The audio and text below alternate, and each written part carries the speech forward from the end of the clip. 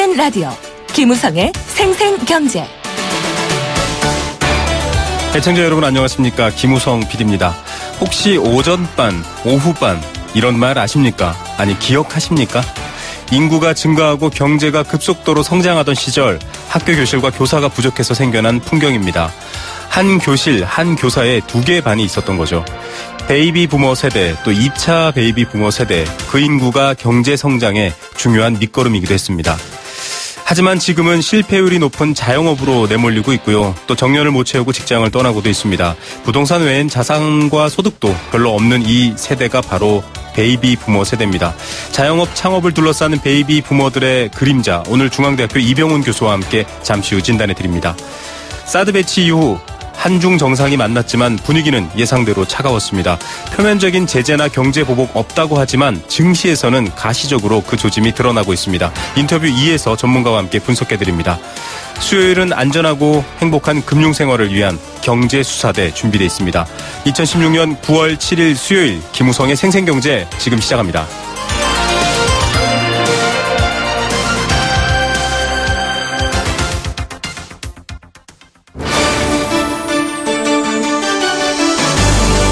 YTN 라디오 김우성의 생생경제.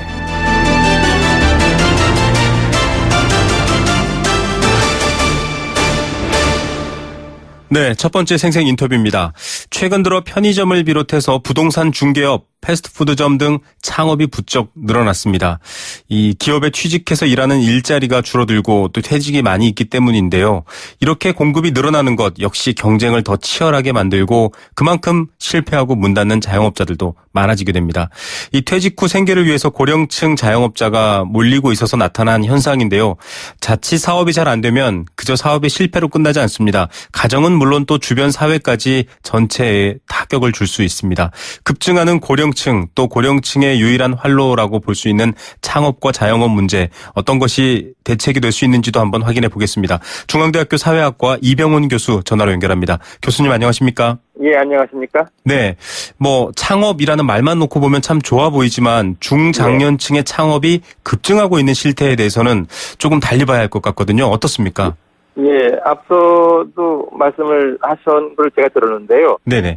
최근에 중고령층의 창업, 내지는 자영업자들이 크게 늘어나는 것은 대부분 세대들이 그동안 오래 일했던 직장에서 정년이든 아니면 그 이전에 그 직장을 떠나게 되는 상황하고 맞물려 있다 해도 과언이 아닐 겁니다. 네네. 그래서 그들이 대략 50대 중반이든 그만두게 되고 나서는 바로 우리 사회 국민연금이나 노인연금 같은 것의 혜택을 통해서 좀 쉬면서 생활을 할 수 있는 그런 여건이 안 되다 보니까 어떻게든 본인이 자기 어떤 생업을 유지를 해야 되고 또 벌이를 좀 만들어야 된다는 필요성으로 일을 시작하게 되는 것이 대부분은 자영업을 선택을 하게 되는 것이죠. 예.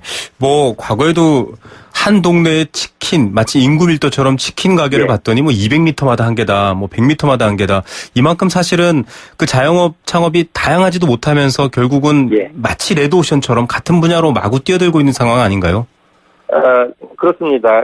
아무래도 베이비 세대 층이 나와서 또 다른 직장을 갖기에는 이미 나이가 많이 들어서 지금은 새로운 하나의 취업을 할 기회가 많지가 않고 그래서 선택이 자영업으로 많이 이제 몰리게 되는 것인데요. 네네. 그런데 이제 자영업을 하더라도 손쉽게 할 수 있는 그런 업종을 찾는다고 하다 보면은 편의점이라든가 아니면 치킨 같은 그런 손쉽게 식당을 꾸릴 수 있는 그런 요식업 그리고 또 관련된 이제 서비스 분야로 많이 진출을 하게 되고요. 그러다 보면 말씀하신 대로 이제 과밀 과당 경쟁을 또 겪게 되면서 그 중에 특히 일부만 그 생업을 유지하게 되고 나머지 사람들은 짧은 기간 내에 작은 소자본을 갖고 시작한 사업을 좀 여의치가 않고 또 새로운 일자리를 찾는다라고 하는 여러 가지 어려운 상황에 처하게 되는 경우가 많죠. 예. 자, 은퇴 없이 계속 일할 수 있다는 건 좋은 일이지만 이렇게 지금 설명해 주신 것처럼 보면 결국은 실패율이 높은 자영업으로 고령층들의 창업이 증가하고 있다. 이 노후가 그만큼 불안하기 때문 아닙니까? 이렇게 해서라도 실패가 보이더라도 이렇게 뛰어들어 일단은 해봐야 먹고 산다. 이런 현상인가요? 어떻게 원인을 봐야 할까요? 당장 정년이든 대략 정년이 최근에 법적 정년이 60세까지 연장이 되긴 했다 하더라도 네네. 그 전에 베이비 세대의 첫 은퇴층이 55년생인데요. 네. 그들 같은 경우는 60세까지 정년을 채우기보다는 이제 50세 중반이나 그 즈음에서 이제 퇴직을 하게 되는데 네. 그 나이에 그 어떤 연금으로 네. 국민연금이든 노인 다른 어떤 보장 소득을 통해 가지고 생활할 수 있는 게 아니고 그 나이에 뭔가 자기가 소득을 만들어서 우선은 이제 생계를 유지해야 되고 또 그 나이가 상당히 좀 또 많은 지출이 요구되기도 합니다. 네. 뭐 자녀들 같은 경우라든가 아니면 또 일부 늦은 자녀 같은 경우는 이제 교육비까지 또 해결한다든가 네. 그리고 또 집안에 뭐 주택 등의 말을 위해서 있는 부채를 해결한다든가 이러저러한 하나의 소득을 만들 필요가 있다 보니까 어떻게든 자기의 소득 만들 길로 자영업들은 선택을 하게 되는데 문제는 그 자영업이 말씀하신 대로 그런 충분한 소득을 보장하고 있는 것이 아니라 그런 이제 자영업자들이 지나치게 많이 몰리게 되고 경쟁을 거치면서는 특히 대다수가 오히려 자기 기대만큼의 소득을 올리지 못하고 이런 낭패를 겪게 되는 일들이 이제 벌어지는 거고요. 그리고 그러다 보면 그들이 대부분 자영업을 우선 거치고 그리고서 이제 많이 이제 들어가는 일자리가 이제 비정규직 일자리도 많이 들어가는 것 같아요. 임시직 같은. 그래서 네. 뭐 경비라든가 아니면 최근에 어떤 택배 서비스라든가 이런 식의 일자리에 어떻게 보면 좀 나이 많이 드신 그런 이제 중고령자들이 이런 자영업을 거치고 실패하고 그리고 또 생계 소득은 만들어내야 되니까 또 다른 하나의 그런 이제 사회적으로 좀 어려운 일자리에 많이 또 진출을 하는 걸로 확인되기도 합니다. 예, 뭐 지금 설명해 주신 것처럼 그만큼 사회의 안전망, 어떻게 일자리를 잃었을 때에 대한 책임을 모두 개인이 뒤집어 쓰고 있다. 이런 안타까운 마음도 드는데 사실 10년만 지나면 벌써 한국이 초고령 사회가 된다고 하거든요. 맞습니다. 인구 대부분이 노인층이 된다라는 건데 다른 나라도 지금 비슷하지 않습니까? 이렇게 봤을 때 좀 준비가 필요하지 않을까요? 어떻게 보십니까? 그 고령화라는 건 세계적인 추세고요. 네. 그런 가운데서도 특히 일본과 한국의 고령화의 속도는 세계적으로 어떻게 보면 가장 우려될 만한 빠른 속도로 진행이 되고 있습니다. 네. 우리나라가 이제 그러한 대표적인 나라가 되기도 하고요. 그런 가운데 다른 나라도 이제 이런 고령화 추세 속에서 이제 이 고령 인구에 대해서 한편으로 그들이 노동력을 그만큼 이제 나이가 들어서 노동력을 좀 잃거나 하니까 그들이 은퇴하고 충분히 생활할 수 있는 것으로 보장하는 것이 노인 안전망이거든요. 네네. 노인들한테 연금을 통해서 소득을 준다는 얘기가 되기도 하고 다른 한편으로는 노인 고령화를 통해서 지금 노인이 과거 노인하고 틀리게 여러 가지 이 건강이라든가 여러 가지 능력들이 있다 보니까 다른 나라 해법은 한편으로 연금의 수급 연령을 좀 뒤로 늦춥니다. 그래서 늙으면은 일을 할 수가 없으니까 연금으로 혜택을 보장하되 다만 노인들이 많이 늘어나니까 복지 부담 줄인다는 의미도 있고 또 충분히 노동시장에서 일할 능력을 갖추니까 그들이 이렇게 하면 60세에 있던 것을 65세까지 일하고 최근에 이제 70세까지 이제 늘어나가면서 충분히 그 노인들이 현재 있는 직장에서 계속 일자리를 유지하면서 그 나름대로 소득도 올리고 또 그들이 갖고 있는 여러 가지 경험이라든가 여러 가지 능력들을 발휘할 수 있도록 하고 그리고 이제 그 70세가 됐을 때 최종적으로 은퇴하면은 그 다음에 사회가 책임을 진다라는 방식으로 좀 변화가 되는데요. 네네. 우리나라 같은 경우는 아직까지도 노인연금도 굉장히 좀 아직 불안정하고 굉장히 생계를 책임지지 못하는 그런 수준에 있다 해서 노인들 같은 실제 일하는 나이는 67세, 70세 가까운 나이까지 되긴 해요. 근데 그 일들이 굉장히 좀 질이 떨어지거나 소득이 낮은 일자리라고 많이 지적이 되고요. 해서 이런 해외 사회를 비춰봤을 때는 정년 연장 이런 사람들이 일찍이 있는 직장에서 퇴출되거나 혹은 은퇴하는 것이 아니라 서구에서의 경험처럼 좀 더 60세에서 더 필요하면 65세까지 더 있는 일자리에서 계속 일도 하고 소득을 올릴 수 있도록 하고 그리고 다른 한편으로는 그들이 은퇴했을 때 나름대로 좀 여러 중간적인 소득을 올릴 수 있는 활동을 좀 하더라도 머지않아 아무튼 연금을 통해서 생활이 될 수 있도록 하는 사회 안전망이 같이 다시 좀 개선되고 확대될 수가 있다라고 말씀을 드리게 되는 겁니다. 이대로 된 연금, 그다음에 또 일자리를 조금 더 길게 늘려서 일할 수 있는 기회 이런 것들이 핵심인 것 같은데요. 지금 예. 우리나라 중장년층의 자산 중에 대부분이 부동산에 묶여 있지 않습니까? 예. 뭐 집에 부동산 자산이 대부분이 경우가 통계 결과가 나온 것도 있고요.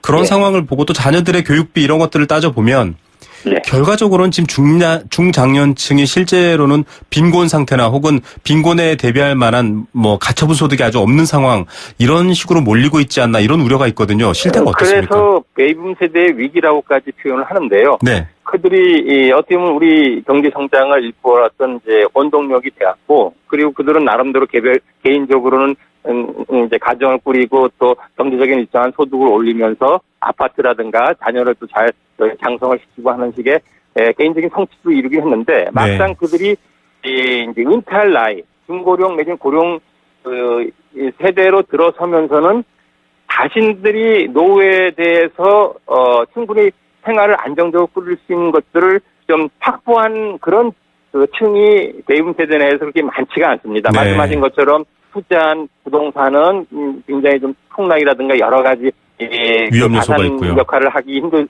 상태로 변화되고, 또 자녀들은 그만큼 그 투자해서 키워왔는데 그들 같은 경우 뭐 취업하기 어렵거나 아니면 취업하더라도 자기 살기 바쁘고, 그리고 또 자기가 부은 연금이라든가 노후소득 대비라는 것은 그만큼 부족하거나 아니면 생계를 충분히 보장할 수 있는 수준이 안 되고 하다 보니까 그들이 이제 그런 상황 속에서 어떻게든 좀 소득을 만들어내겠다고 뛰어든 일들이 이제 자영업이 되는 것이죠. 예. 그런 이제 악순환이 지금 되는 건데, 그런 점에서 좀 서구의 그런 사례를, 그러니까 지금 상황은 굉장히 이러저러한 것들이 얽혀가지고 사실 그 해법을 찾기가 쉽지 않은데, 그럼에도 불구하고 좀 일자리 연장을 통해서 그 소득을 올리고 계속 일을 할 수 있도록 하는 거라든가, 혹은 또 그들 중에서 그 기존에 있는 직장에서 좀 은퇴하거나 아니면 방출된 사람들에 대해서는 좀 여러 가지 노인들의 실업 안전망이랄까요, 아니면 구직에 대한 여러 가지 좀 지원을 해주는 그런 식의 어떤 정부 내지는 사회적인 시스템이 좀 필요하고, 그리고 좀 이 연금에 대해서도 뭐 세금이나 아니면 좀 기여를 좀 어떻게 높이더라도 노후에 좀 생계를 충분히 보장할 수 있도록 해서 노인 빈곤율이 우리나라가 OECD국에서 제일 높다라고 하는데, 네네. 그런 점의 개선도 다 같이 필요한 그런 심각한 과제들이라고 말씀을 드리게 됩니다. 예, 이게 뭐 단지 한 세대의 어떤 사회적인 혹은 경제적인 문제가 아니라 결국 우리 사회 전체가 안게 될 문제라는 점에서 중요할 텐데요. 이 자영업은 일단 늘고 있습니다. 지금 폭발적으로 늘어난 자영업이 무너지게 되면은 사실상 이게 경제적으로 봐도 굉장한 여파를 주지 않을까요? 은행도 그렇고요. 대출이 엮여 있는 경우가 많거든요. 예. 그런 파급이 있고, 또 이제 그런 점에서 이제 개인 대출이 우리 사회적으로 큰 이미 이제 부담이 되고 있으면서 네. 여러 가지 좀 정부 당국이라든가 뭐 전문가들이 이제 우려의 목소리가 나오는데요. 이제 자영업 같은 경우에로만 좁혀서 말씀드린다 한다면, 그들이 이제 우선은 지나치게 공급이 많은 과당 경쟁 상황이다 보니까 불가피한 측면이 있고, 네. 또 자영업을 또 나름대로 소득을 자영업을 통해서 올릴 수밖에 없는 사람들한테 어떻게 보면 그들의 지출이 너무 많이 강제되어지는 그런 또 이제 좀 문제도 있어요. 현실적인 문제. 이를테면 네. 임대료라든가 아니면 좀 카드 수수료라든가 그런 점에서 좀 더 그들의 지출을 좀 줄이고, 그리고 이제 경쟁돼서 뭐 탈락되는 사람들을 흡수하는 부분 달리 있다 하더라도 그들이 자영업을 하는 동안에서는 좀 그 수입하고 지출의 어떤 내부 구조를 현재 상태에서 개선할 수 있는 그런 하나의 좀 정책을 또 단기적으로 찾는 것도 하나의 방법이 아닐까라고 말씀을 드립니다. 예, 편의점을 창업을 하는데 18시간 가까이 노동을 하고 한 달에 150만 원을 받는 편의점주 이런 기사들도 뜨거든요. 결과적으로 사실은 이 일자리를 더 늘리고 어떤 사회가 공동 책임을 진다라는 게 이제 교수님의 이야기의 핵심인데요. 기업이나 정부는 아직도 변화하지 않거든요. 좀 어떤 메시지를 더 전달하면 좋을까요? 기업과 정부에는. 앞서 이러저러한 문제 진단과 더불어서 해법이랄까요? 해외 사례까지 말씀을 드렸고요. 네. 사실 이제 고령화, 저출산 고령화에서 뭐 인구 절벽이라든가 문제는 엄청나게 큰 파도가 좀 몰려오고 있는데, 그 점을 좀 대응하는 정부나 정치권, 우리 사회를 이끌어 가시는 분들은 말로는 매우 심각하고 어떻게 하자라고 하지만 실질적으로 이 문제를 해결할 수 있는 그 해법을 내놓기에는 굉장히 좀 게으르다 그러나요? 아니면 좀 우리 국민들이 보기에는 좀 전혀 좀 역할을 리더다운 우리 사회를 끌어가는 그런 지도층으로서 역할이 좀 안 되고 있다는 그런 데이터가 많을 텐데 네네. 좀 이제 20대 국회라든가 아니면 새 정부를 좀 또 이제 현 정부의 마지막 임기이기도 하고 새 정부를 내년에 대선을 우리가 앞두고 있는데 그런 시기에 이 문제, 이 위기적인 문제들을 좀 더 좀 많은 논의를 좀 활발히 하고 거기에 대한 해법이 좀 제대로 되고 또 제대로 실행이 될 수 있도록 하는 그런 변화가 반드시 좀 있어야 될 것 같습니다. 예, 맞습니다. 지금 구체적인 변화를 지적해 주셨고요. 이 베이비부모 세대 단지 인건비로 바라보면서 만약에 뭐 정말로 퇴직을 시키거나 한다면 결국 사회와 국가도 더 어려워질 거라는 우려까지 생깁니다. 오늘 말씀 감사드립니다, 교수님. 예, 감사합니다. 네, 중앙대학교 사회학과 이병훈 교수였습니다.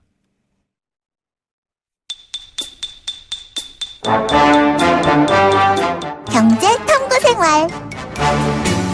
아무리 어려운 경제 상황에서도 경제의 내용을 조금만 알고 있다면 대비할 수 있고 좀 안심할 수 있겠죠. 그렇게 한 걸음 한 걸음 경제를 공부하는 시간입니다. 경제 탐구 생활 퀴즈 형식이고요. 정답 보내주시면 추첨을 통해서 알칼리수로 건강해지는 내 몸 A수 알칼리 생수 한 박스씩 드리고 있습니다.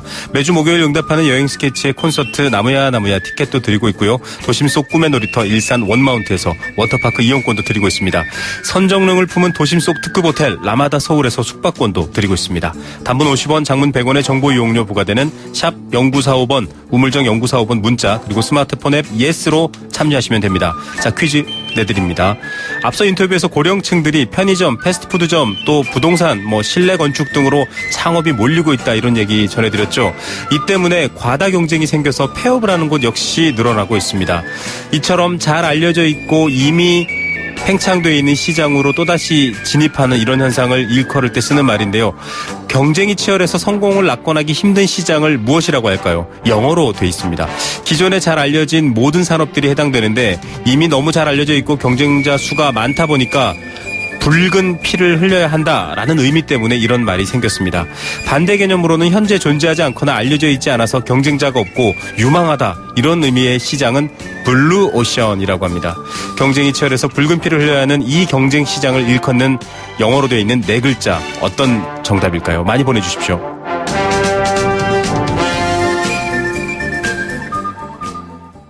네, 생생경제 1부는 포스코와 함께했습니다. 캠페인 들으시고요. 잠시 후 경제 톱뉴스로 돌아옵니다. YTN 라디오 캠페인 물 없는 한라산, 물 없는 제주 바다를 상상할 수 있나요? 제주의 아름다운 자연과 풍경은 깨끗하고 건강한 물이 있기에 가능합니다. 제주를 아름답게 만들어주는 건강한 물은 우리의 몸과 마음도 아름답게 만들어줍니다. 건강한 몸과 마음을 지키는 일. 아름다운 물을 사랑하고 지키는 일에서부터 시작됩니다. YTN 라디오 아름다운 물 캠페인은 광동제약과 제주특별자치도 개발공사와 함께합니다.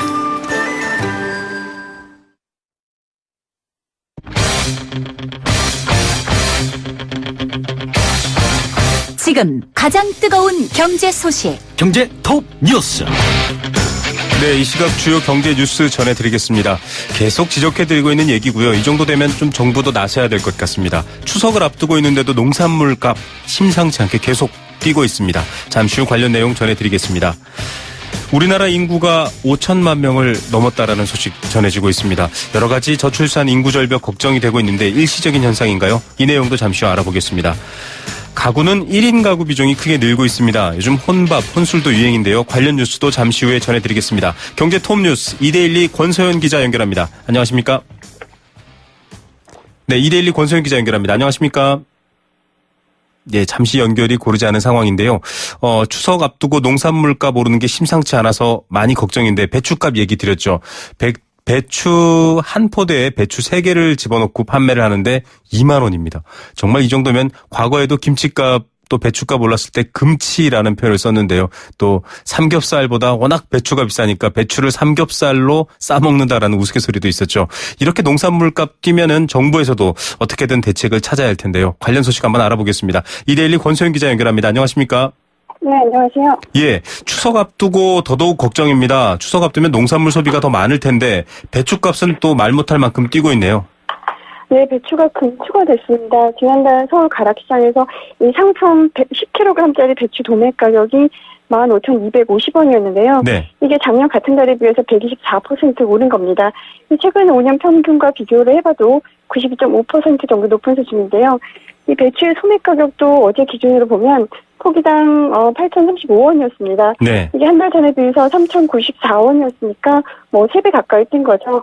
배추값이 이렇게 오른 데에는 일단 폭염이 가장 큽니다. 올해 7월 하순부터 8월 중순까지 가뭄과 폭염이 이어지면서 이 잔디불과 인나름병이 펴졌는데요. 네. 배추밭에 가보면 지금 배추잎이 누렇게 변해서 떨어진 게 다 이것 때문입니다. 네. 그래서 배추 생산량이 30%가량 줄었는데요. 여기에 배추 재배 면적도 감소했습니다. 이 여름에 배추 재배는 고랭지 지역에서만 가능한데 강원 지역의 재배 면적이 2013년만 해도 5,990헥타르였는데 2014년에는 4,799헥타르로 줄었고요. 지난해에는 4,368헥타르로 더 감소했습니다. 네. 자, 배추 소매 가격이 포기당 8,035원이면은 배추 3포기면은 24,000원입니다. 제가 앞서 2만 원이라고 했는데 더 오르고 있는 상황입니다. 이런 식으로 계속 오르다 보면 다음 달까지 이어진다 이런 전망도 나오고 있는데 정말 서민들 주머니가 걱정입니다. 전망 어떻습니까? 네, 오늘 한국은행 강원본부가 배추 가격에 대해서 전망을 했는데요. 지금보다는 조금 하락하긴 할 텐데, 추석 이후에 이 중고랭지 이기적 배추가 출하되는 10월까지 평년보다 높은 수준에 이어갈 것으로 내다봤습니다. 폭염이 꺾이지는 했지만, 8월 하순에 일조량이 좀 부족했고요. 또 산간 지역 기온이 내려간 데다가 강풍도 불어서 배추 생육이 부진했습니다. 네. 그래서 제때 배추를 출하하기 어려울 것이다 이런 전망인데요. 여기에다가 김치 제조업자들이 도매시장에서 원재료를 대거 사들이고 있다 이런 점도 이유로 꼽습니다. 네. 보통 김치 제조업자들은 원재료를 산지에서 100% 조달하거든요. 네네. 그런데 올해는 워낙 작황이 안 좋으니까 대략 한 30% 정도를 도매시장에서 사들이고 있고 이것 때문에 배추값도 10월까지는 높은 수준을 보일 것이라는 전망입니다. 예, 결국 소매를 이용하는 소비자들만 울상짓게 되네요. 자, 다른 뉴스로 넘어가 보겠습니다. 우리나라 인구가 5천만 명을 넘었다. 저출산 지금 인구 감소 얘기하고 있는데 5천만 명 넘었다라는 게 는 건가요?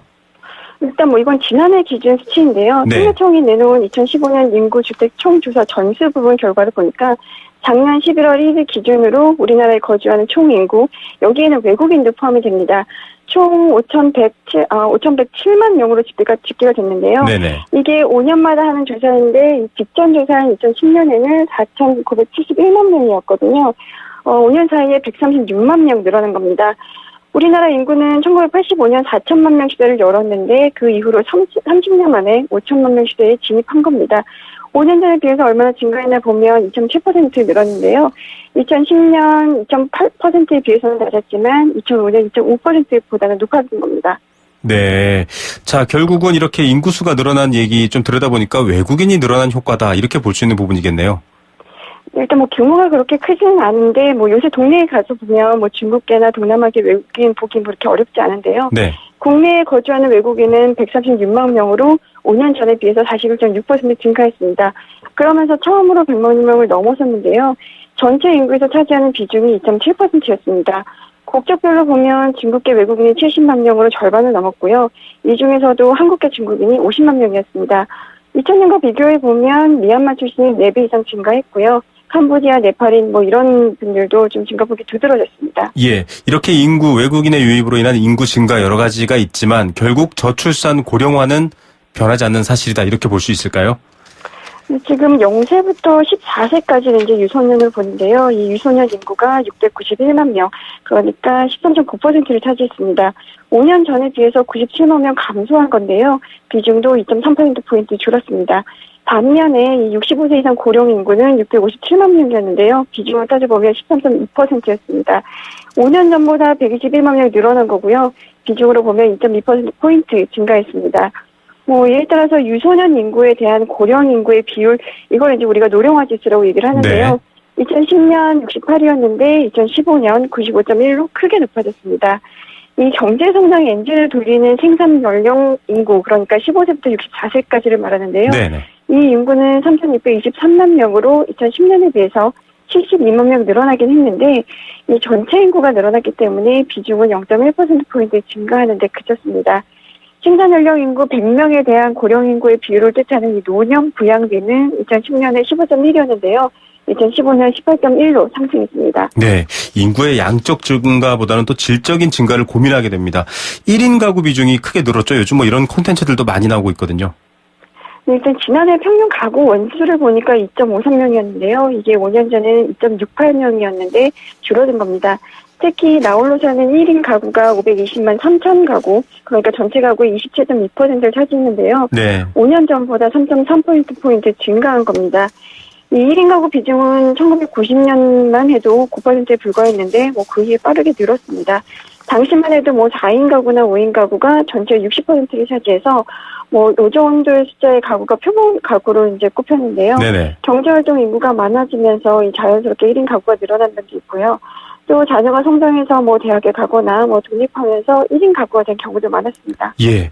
혼밥, 혼술, 나오는 이유가 다 이렇게 수치로도 증명이 되는 것 같습니다. 오늘 뉴스 중에 탑 어떤 것 고르시겠습니까? 아무래도 인구는 늘었는데 고령층 비중가 좀 높아졌다. 이 뉴스를 들 수 있을 텐데요. 네네. 워낙에 요즘 저출산 고령화 이런 사회로 가고 있고 문제는 이 속도가 점점 빨라지고 있다는 건데요. 네. 그리고 표본 가구도 이제는 더 이상 4인 가구가 아니기 때문에 국가의 주거나 복지 정책뿐만 아니라 소비생활 행태 이런 것들도 이런 인구 구조를 반영해서 좀 변화해야 될 것 같습니다. 예. 이런 변화에 맞춰서 경제 정책도 고민도 같이 가야 할 것 같습니다. 오늘 뉴스 감사드립니다. 네, 감사합니다. 네, 2대1 권소연 기자였습니다.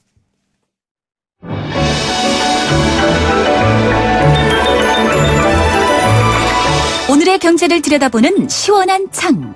YTN 라디오 김우성의 생생경제 생생 인터뷰. 글자와 숫자의 차이. 숫자는 명확하게 거짓을 말할 수 없다라는 게 일반적인 생각입니다. 물론 숫자로도 조작이 가능하지만 수치적으로 드러난 것에 대해서는 이견이 없다라는 게 일반적이죠. 사드 배치를 둘러싸고 여러 가지 이견과 또 내외적인 어려움들이 있습니다. 특히 중국과 러시아의 관계 쉽게 해결될 기미가 보이지 않는다 이런 말도 나오고 있습니다. 중국이 눈에 띄는 보복을 대놓고 하겠냐 그렇게 생각하는 분들도 있지만 그렇다고 가만히 있지도 않습니다. 당장의 교역 질서라든지 여러 가지를 생각하면 큰 위협에 빠뜨리진 않을 거다라고 낙관하고 있지만 뚜껑을 열어보니 여러 곳에 균열이 수치로도 드러나고 있습니다. 사드 배치 발표 이후 2달간 중국 소비 관련 증시가 출렁이고 있는 소식 한번 분석해 보겠고요. 또 이후의 경제 어떻게 진행될지 한번 알아보겠습니다. 하이투자증권의 박상현 투자전략팀장 전화로 연결합니다. 안녕하십니까? 예, 안녕하십니까? 네, 사드 배치 후 여러 가지 우려가 나오고 있습니다. 가시화되기 전에도 한류 관련한 걱정도 있었고 여러 가지가 있었는데 증시에서 이제 그 가시적인 수치가 좀 드러났다 이런 소식이 들려오더라고요. 어떻습니까? 예, 말씀하신 대로 지금 실물적, 그러니까 중국 관광객 수라든지 우리나라의 대중국 화장품 수출 자체는 여전히 양호한 부분들이긴 하지만 사드 배치 이후 소위 말하는 주식시장에서 중국 관련주들은 상당히 좀 부진을 면치 못했는데요. 최근 한국 거래소가 발표한 걸 보게 되면 중국 소비 관련주 10개 업체의 시총이 9월 6일 기준으로 보면 54조 9천억 원으로 사드 배치 결정이 있었던 7월 7일과 비교해 보면 약 6조 9천억 원 감소, 약 10% 정도의 시총 감소가 나타나면서 사드에 따른 아무래도 좀 영향이 증시에는 좀 있는 것으로 좀 판단이 되고 있습니다. 예, 증시가 또 워낙 민감하게 정치 경제적 상황을 받아들이기 때문이기도 할 텐데요. 7월 7일부터 9월 5일까지 한 2달 정도 기간 동안 시총 7조 원이 감소했다. 이렇게 말하면 잘 와닿지 않습니다. 이게 어떤 수준, 어떤 위협으로 저희가 이해하면 될까요? 예. 시총은 사실 좀 와닿지 않으실 것 같은데, 이게 주가 상승률로 조금은 다시 설명을 드리면요. 네. 그러니까 7월 7일 사드 배정이 결정됐을 때 우리나라 코스피 지수 자체가 1974포인트였습니다. 네. 근데 어제 종가 기준으로 보면 한 2066포인트. 그러니까, 같은 그 기간 동안 약 4.7%가 상승했고요. 네. 또 삼성전자 주가를 보면 동기간 동안 약 13.3% 정도 상승한 겁니다. 근데 반면에 앞서 말씀드린 소비 관련주 10개 중에서 보면은 엔터테인먼트 주가라고 할 수 있는 SM 주가는 25.8% 하락했고요. 네. 또 화장품 주가인 LG 생활건강 같은 경우는 약 16% 정도 하락을 했습니다. 그러니까 주가 자체는 특히 종합지수는 연중 최고치를 계속해서 경신을 하고 있는데 이러한 중국 관련주 자체는 20%에서 한 10% 내외의 어떤 하락을 기록하니까 상대적으로 체감하는 어떤 주가의 흐름 자체는 상당히 크다고 얘기해 드릴 수가 있겠죠. 예. 상승과 대비해서 봤을 때는 좀 이 문제가 쉽게 볼 문제가 아니다 이렇게 드는데요. 앞서도 좀 설명해 주셨지만 종목별로 혹은 품목별로 이렇게 영향받는 차이나 특징 같은 것들이 있습니까? 예, 뭐 지금 당장 실물 쪽에서 죄송합니다. 당장 실물 쪽에서 뭐 이렇게 영향이 오는 상황들은 아니고요. 그러니까 지금 주로 영향을 받고 있는 것들은 그 심리적으로 사실 조금 사드 배치에 좀 타격을 받을 수 있다고 우려되는. 그러니까 우리가 소위 말하는 뭐 한류와 관련된 엔터테인먼트 주가라든지 또는 뭐 화장품처럼 중국에서 주로 또는 중국 관광객들이 주로 사가는 이러한 화장품들 결국 중국 여론에 따라서 조금 민감할 수밖에 없는 주가들의 그 영향들 자체가 상당히 좀 크게 나타나고 있는 그런 상황들입니다. 예. 자, 이런 정치적 리스크에 의한 증시의 악영향 혹은 뭐 여러 가지 기업들의 어려움들 장기화할 가능성이 크다 이런 전망도 있거든요. 이렇게 되면 향후 흐름들은 어떻게 진행되는 겁니까? 예, 일단 뭐 말씀하신 대로 사실 기대를 지난 5일날 항저우에 있었던 한중 정상회담에서 좀 사드 갈등이 어느 정도 실마리가 좀 나오지 않을까를 기대를 했지만 사실 별다른 성과를 얻지 못했고요. 지금 한중 간의 문제뿐만 아니라 사실 또 미중 간에도 외교적 마찰 자체가 상당히 이제 큰 상황들이기 때문에 네. 사드 갈등 자체가 좀 조기에 해소되기는 좀 힘든 거로 좀 보고 있습니다. 더구나 중국이 내년 이제 당대를 앞두고 있기 때문에 집권층 입장에서 사드 문제에 대해서 그렇게 유화적 입장을 좀 치기는 사실 좀 어려운 부분들이고요. 그래서 그러한 것들을 생각해 보면 사드 문제 자체가 뭐 예상보다는 좀 장기화되지 않을까. 물론 이제 사태 자체가 악화될지는 사실 조금 더 지켜봐야 될 부분들이지만 네. 해결까지는 상당한 좀 시간이 좀 걸릴 거로 좀 예상이 되고 있습니다. 예. 그럴 경우에도 특히 중국 소비 관련주들은 계속 악영향을 연속적으로 받게 되는 건가요? 뭐 지금 상당 부분 이제 선반영 개념에서 본다면 이제 뭐 앞서 말씀 주가들이 상당히 좀 이제 하락을 했고요. 이제 문제 자체는 중국이 뭐 그동안은 사실 뭐 여론을 통해서만 사실 조금 여러 가지 이제 좀 사드에 대한 반대 부분을 좀 분명히 좀 입장을 펴었는데 네네. 이제 항저우 회담이 끝나고 실질적으로 이 보복 수위 자체를 한 단계 더 올리느냐. 예를 들어서 우리나라에 들어오는 중국 관광객에 대해서 조금 규제를 한다든지 또는 우리나라 상품 수출에 있어서 뭐 통관 전체를 좀 엄격하게 하면서 이제 수출 자체를 조금 이제 좀 방해를 한다든지 하는 이러한 것들이 결국 가시화된다고 한다면 주가라든지 특히 뭐 경기에도 상당히 좀 부정적인 영향을 좀 미칠 수 있다고 봅니다. 특히 지난해 뭐 아시겠지만 메르스 사태 때 보면 중국 관광객이 급감하면서 우리 국내 내에서 굉장히 큰 타격을 받았듯이 네네. 만약 중국이 한 단계 높은 어떤 보복 조치를 만약 시행했을 경우에는 국내 경제 또 뭐 주식시장에도 상당히 좀 부담을 좀 줄 수밖에 없을 거로 보고 있습니다. 예, 지금은 중국의 어떤 선전부 차원에서의 보복인데요. 이게 가시적인 보복으로 갈 경우에는 어려움이 더 클 수 있다 이런 전망이셨고요. 이 와중에 지금 미국 금리에 대한 관심도 계속 높아지고 있습니다. 9월에는 오르지 않는 걸로 일단 되지 않느냐라는 안심도 얘기가 되고 있는데 이게 하도 미국 금리가 화두가 되니까 정말 오르긴 오르냐 이런 말도 나오거든요. 어떻게 보십니까? 예, 뭐 결론적으로 말씀드리면 올해 한 차례 정도는 좀 금리 인상에 나설 거로 좀 보고 있습니다. 뭐 금방 말씀하신 대로 뭐 한때는 이제 9월 조기 금리 인상에 대해서 조금 우려했던 목소리가 있었지만 최근에 미국 경제 지표가 기대보다 부진하면서 이제 9월 금리 인상 가능성 좀 낮아진 상황들이고요. 근데 제가 보기에 이제 금리 인상을 나설 수밖에 없는 이유 자체는 미국 경제가 뭐 약간 정상화되고 있는 부분도 있지만 지금 미국 내에서 보면 이제 부동산 가격이라든지 또 뭐 채권 시장의 과열이라든지 이러한 자산 시장의 과열 우려가 상당히 높기 때문에 네. 그러한 면에서 보면 좀 한 차례 정도 이러한 자산 시장의 과열을 선제적으로 좀 브레이크를 좀 잡아줘야 되는 부분들이 있기 때문에 그렇게 보면 12월 정도에는 금리 인상에 좀 나서지 않을까 좀 보고 있습니다. 예, 결국 연내 1회 금리 인상은 뭐 확실시된다 뭐 이런 정도의 느낌인데 그렇게 될 경우에는 우리 시장이나 외환 흐름 또 뭐 내외 금리 차 같은 것들도 걱정해야 될 텐데 어떤 영향을 받게 될까요? 일단 미국이 부양해서 사실 이제 긴축으로 넘어간다는 부분에서 보면 상당히 좀 부정적인 거는 분명합니다. 특히 이제 글로벌 자금이 그러한 것들을 편성을 해서 만약 국내 시장에서 이탈을 했을 경우에는 국내 뭐 금융시장이라든지 또 외환시장에 또 상당히 큰 영향을 좀 줄 수밖에 없고요. 그래서 그러한 부분에서 보면 미국 금리 인상에 대한 부분 자체를 저희가 계속 예의주시할 수밖에 없는 부분인데 근데 당장은 사실 지금 뭐 좀 전에도 말씀드렸듯이 금리 인상 자체가 사실 12월로 연기될 가능성이 높고 또 그 과정 속에서 여타 국가들은 뭐 또 부양으로 나서고 또 최근에 좀 다행스러운 건 뭐 중국이라든지 이머징 경기 자체가 상당히 조금 이제 회복을 좀 보이고 있다는 측면에서 본다면 네. 뭐 그렇게 아직은 좀 우려할 부분들이 아니지 않을까라는 쪽에서 너무 과도한 우려 자체는 조금 뭐 경계해야 될 부분도 분명히 좀 있는 것 같습니다. 예, 특히나 이런 부분에 있어서는 심리적 요소를 굉장히 잘 주의해야 된다라는 말 한 번 더 강조해드리고 싶고요.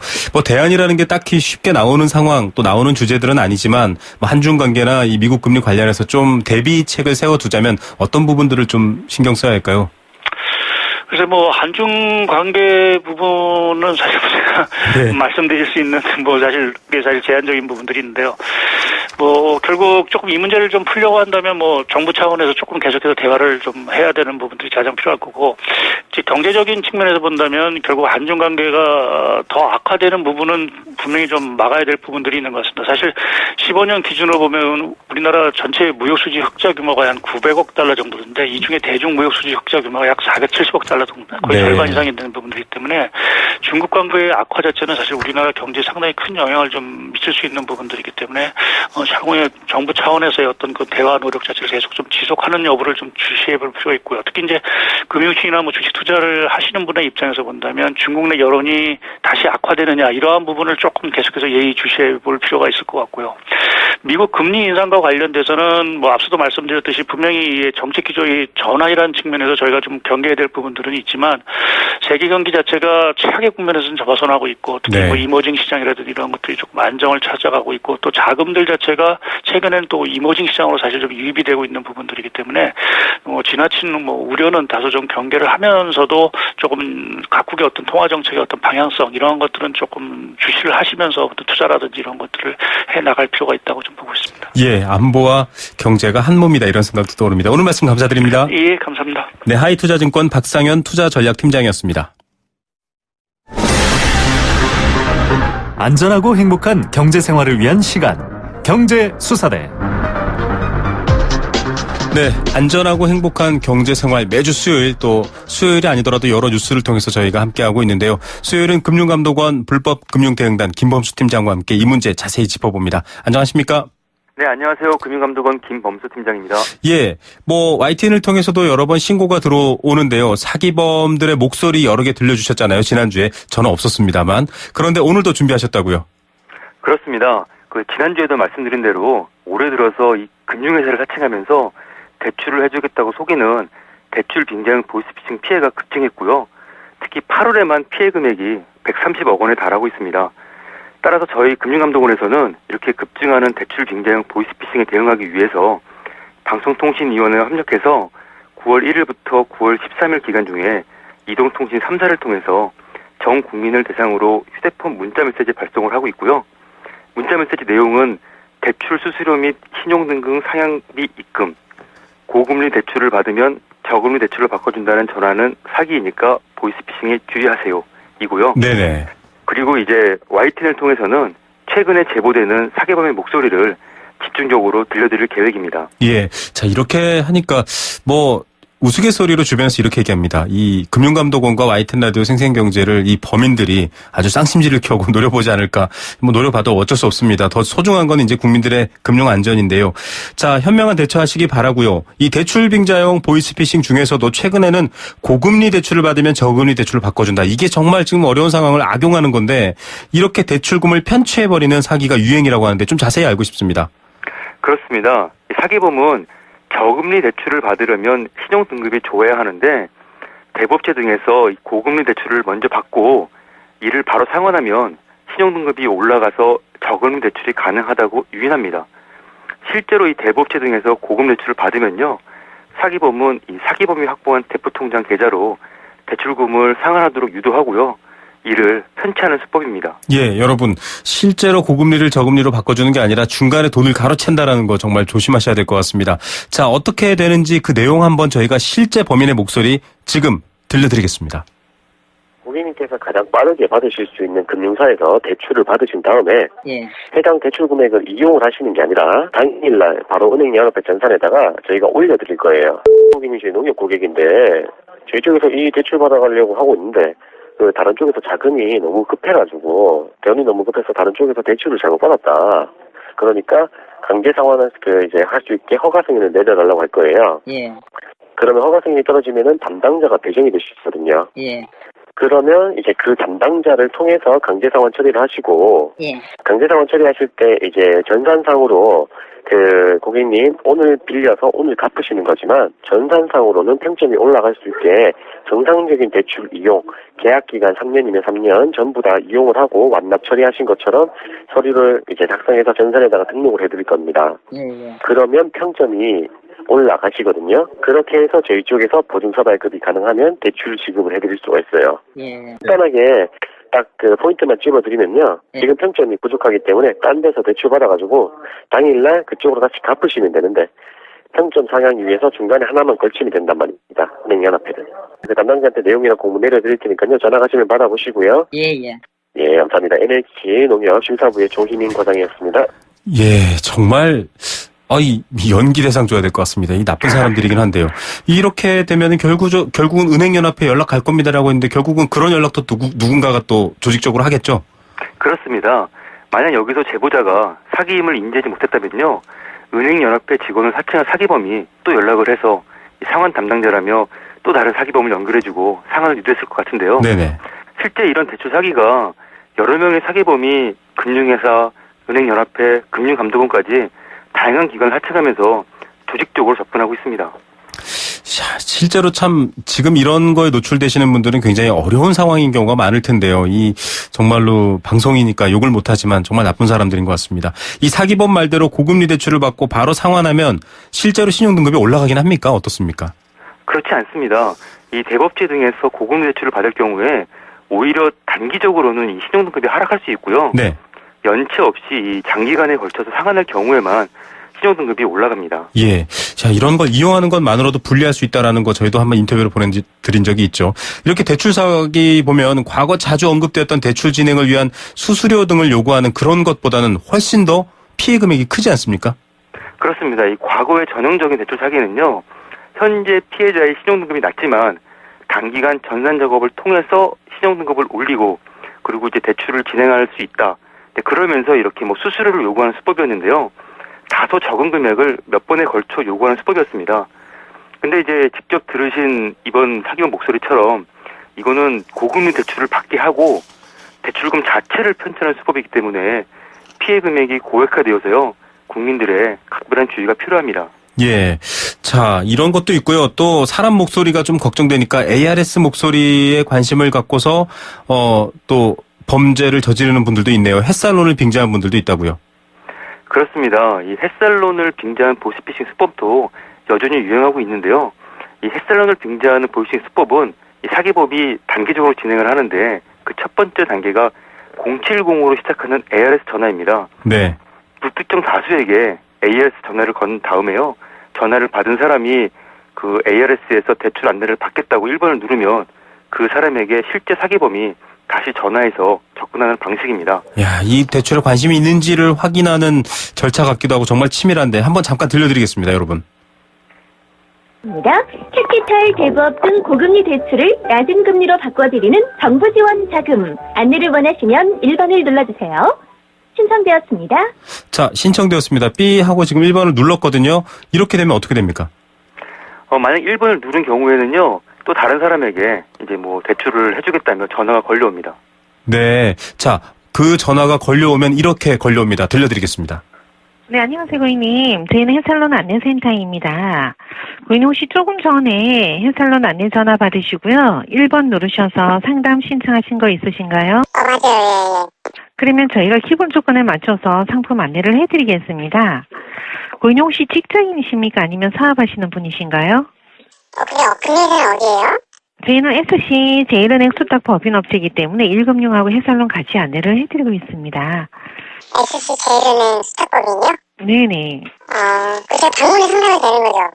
저희는 전화로 상담을 해드리는 콜센터이기 때문에. 자, 저희가 시간 관계상 지금 다 듣지는 못하고요. 이 지금 들려드리는데 SC 제일은행 수탁법인이다 이러면서 뭐 1금융과 같이 하고 있습니다. 이렇게 얘기를 하는데 이게 있는 회사인가요? 아닙니다. 이 SC 제일은행의 수탁법인은 존재하지 않고요. 네. SC은행은 대출 모집을 하고 있지 않습니다. 네. 이 사람들이 햇살론이라는 이름만 듣고 정부가 지원하는 상품이니까 믿어도 되겠지라고 생각하기 쉽다 보니까 사기범들이 햇살론을 이 보이스피싱에 많이 이용하고 있습니다. 네. 방금 들려드린 목소리에서 이 사기범이 햇살론과 제1금융권을 같이 안내를 한다고 하는데요. 햇살론은 신용등급이 낮고 소득이 적어서 은행 이용이 어려운 이 서민들을 위한 대출 상품이기 때문에 네네. 저축은행 등 제2금융권에서만 취급을 합니다. 네. 그리고 이렇게 실제로 금융회사에서 먼저 전화를 걸어서 소비자에게 햇살론을 권유하는 경우는 거의 없다고 보셔야 되고요. 네네. 그리고 이제 녹음 내용에서 제보자가 금융회사를 방문하겠다라고 했더니 사기범은 그건 안 되고 전화만 가능하다고 하는데요. 실제로 햇살론은 금융회사를 직접 방문해서 상담을 하고 대출 신청을 해야 되기 때문에 전화만으로는 대출 신청이 불가능합니다. 예, 좀 무리스러운 말씀일 수도 있겠지만 여러분 전화 무조건 의심해 보시기 바라고요. 또 이렇게 대출 권유를 받고 뭐 신용 등급 이런 얘기 나올 때는 일단 보이스피싱으로 의심하시고 금융감독원 1332로 전화하시기 바랍니다. 급하시면 경찰 112로도 전화하시면 됩니다. 오늘은 여기까지 듣겠습니다. 감사합니다. 네, 감사합니다. 네, 금융감독원 불법금융대응단 김범수 팀장이었습니다. 신세경입니다. 세계를 놀라게 한 아웃도어 기술이 대한민국 기술이란 사실 알고 계셨나요? 심장을 기록하는 기술 야크온 P, 체온을 조절하는 기술 야크온 H, 블랙야크의 혁신이 아웃도어의 혁신을 이끌어갑니다. 세상은 문 밖에 있다. 블랙야크. 네, 생생경제 포스코와 함께 했습니다. 레드오션에 빠져서 호적거리면 안 될 텐데요라고 걱정하시는 분들이 있고요. 레드오션, 전 이제 뭘 먹고 살아야 할까요? 막막하네요. 예, 블루오션이 되기를 저희가 응원 드리겠습니다. 신랑이 레드오션으로 뛰어들었는데 늘 웃지 않아요. 신랑 화이팅해요라고 6467님 주셨네요. 네, 화이팅 하시기 바랍니다. 제 목소리 좋다고도 보내주셨는데요. 내용 더 좋도록 노력해 보겠습니다. 생수는 8735님께 드립니다. 역시 여러 가지로 어렵고 힘들다라고 하시는데 저희가 응원 드리고요. 원마운트 티켓은 7267님께 드립니다. 애들이랑 함께 꼭 가시기 바랍니다. 감사드립니다.